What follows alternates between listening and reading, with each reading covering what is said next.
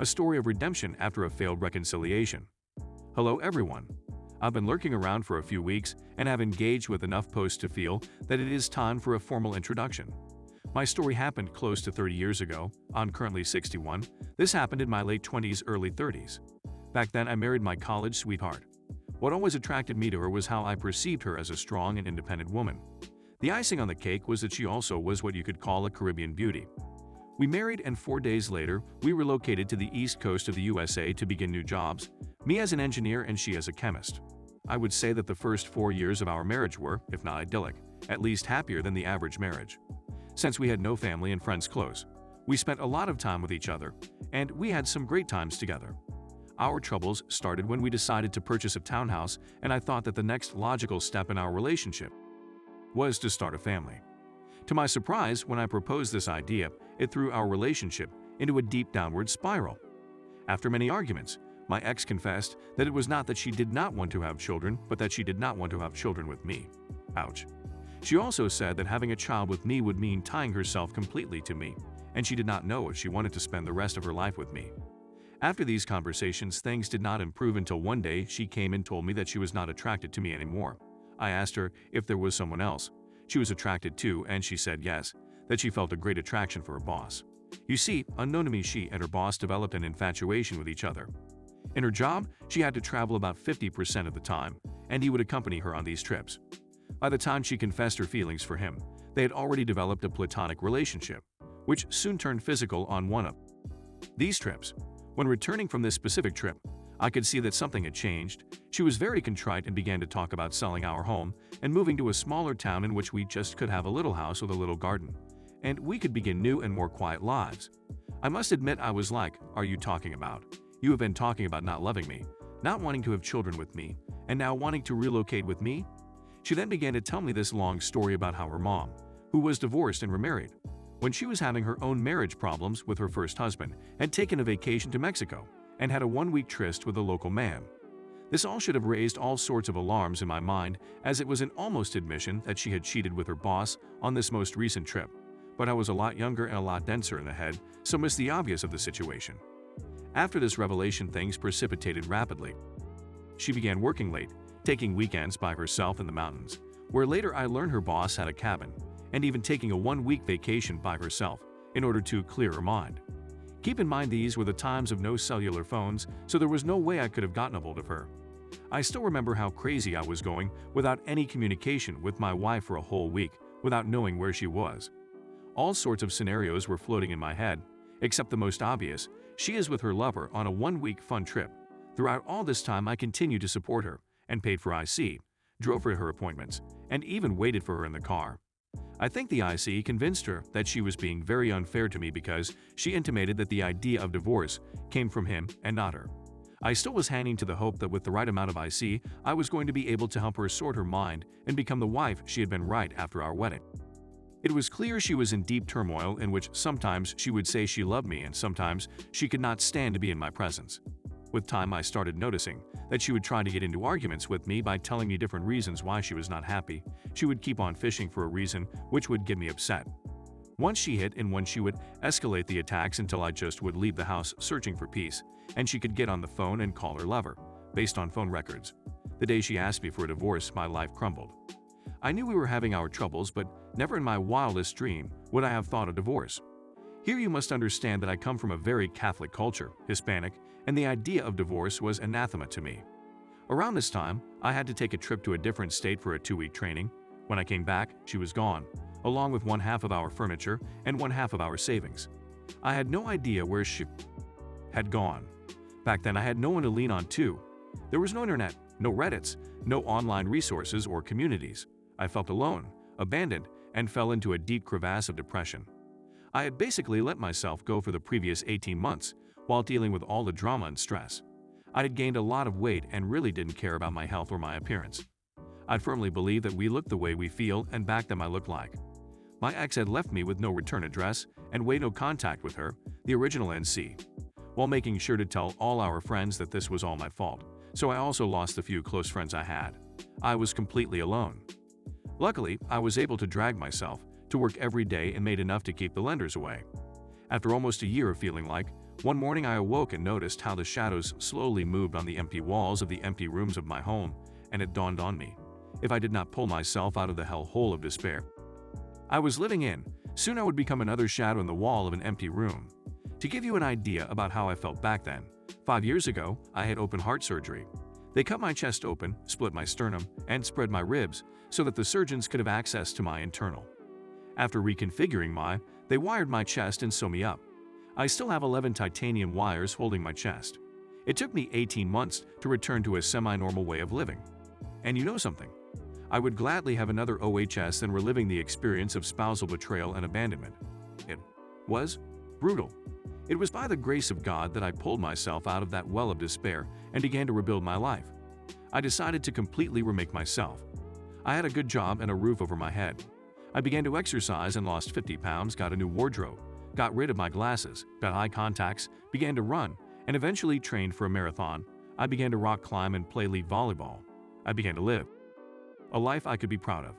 I'm not the most good-looking guy, but I began to irradiate an aura of confidence that people noticed and women found attractive. Soon I began to date and realized that my wife's betrayal was the best thing that happened to me because it allowed me to discover the real me. After a couple of years of living this life, I began to look for another life companion, which I found in a friend from work. We had been co-workers before my troubles began, and she had witnessed my decline and how I had slowly remade myself. She was the most beautiful woman I have ever seen in my life. The guards in my building, whom I was buddies with, could not believe it when I told them that I was dating what they knew as the babe of the building.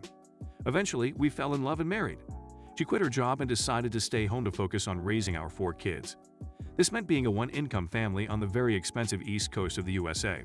It also meant that we could not live a life of luxury, but my wife turned out to be a great home manager and a better mom. This woman ran triathlons and learned general auto maintenance, woodworking, and general carpentry while managing a family of 6. There is no house project she is not willing to attack, and we are currently building a camper van so that we can drive across the USA when I retire this December. This winter, we will be welcoming our first grandchild. I can honestly say my wife made me discover the true meaning of a strong and independent woman. My life has been so much enriched because of her. So you see, no one knows what the future would bring. All we have to do is get our act together and trust that there are good people also seeking and willing to share their lives with us. Betrayal should not define us, especially if no reconciliation is possible, and even if ours doesn't work. This doesn't mean it is the end of our roads. You might be wondering what happened to the ex.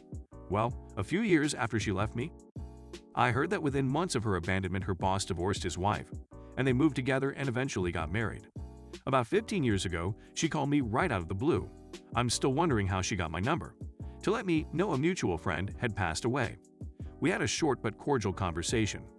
At one point I asked her how she was doing, and she said that she was living with the consequence of her youthful mistakes, to which I answered, that's all in the past. I don't even think about it, and hung up. I can honestly say that in my heart I have gratitude for her because her decisions brought me and my wife together. One last thing. Another consequence of my failed marriage and reconciliation is that for the last 15 years I've led a ministry at my parish. I'm a Catholic permanent deacon.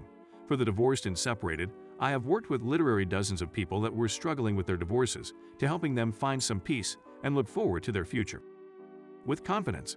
All thanks to my ex-wife's reluctance to reconcile with me at it. I have received a few questions which I will answer as an epilogue to my story. Did she ever apologize? She never even said goodbye. It was as if the years we spent together. We met in college and were best friends for a number of years before we started dating. Meant nothing to her, neither she apologized. Did you ever talk to her? We had bought a townhouse together and she was paying part of the mortgage.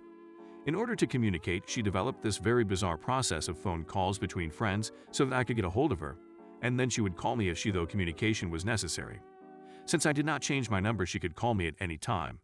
We only talked a handful of times. Did you ever see her again? Between her abandonment and our final divorce, I saw her 3 times. The last one the day our divorce became final. This was a couple of years after she abandoned me. She looked like no makeup, very hippy-dippy clothes. I, on the other hand, had lost 50 pounds and was hitting the weights pretty hard back then.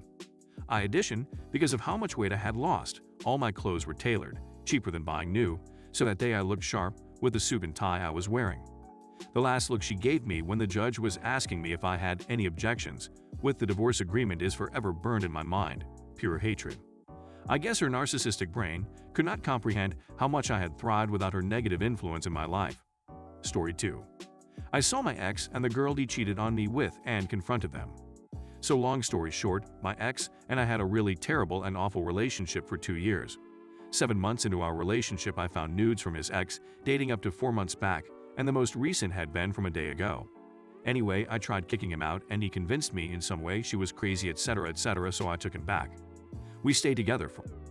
So long story short, my ex and I had a really terrible and awful relationship for 2 years. 7 months into our relationship, I found nudes from his ex dating up to 4 months back, and the most recent had been from a day ago.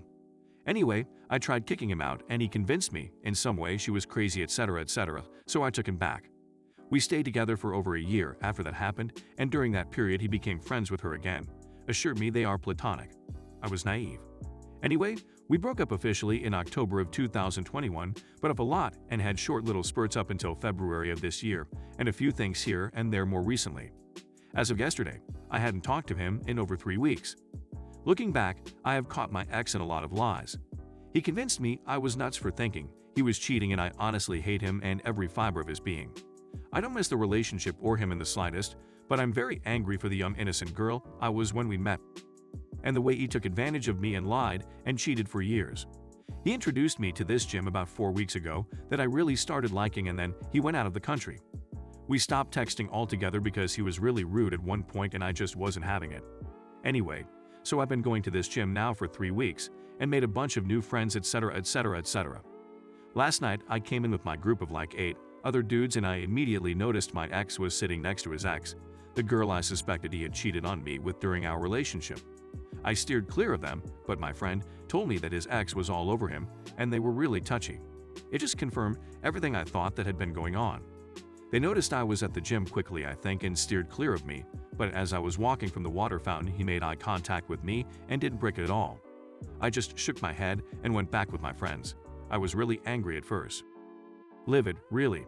But I calmed down and reminded myself that I would never cheat on my partner, that I loved him as long as I could, and I was so much happier now. I can honestly say that I feel at peace. I saw the two of them getting ready to leave and I decided that I wanted to try and be mature in some way. I walked up to them and said, "Hey, how you been?" To my ex, he said good, and that his recent trip had been good too. I introduced myself to the girl he cheated on me with and just said, "Hey, it's nice to meet you." I kinda took a step, and then I finally stopped and said, "Hey, look, I'm sorry about the childish awkwardness, haha. But I hope you guys have a good rest of your night."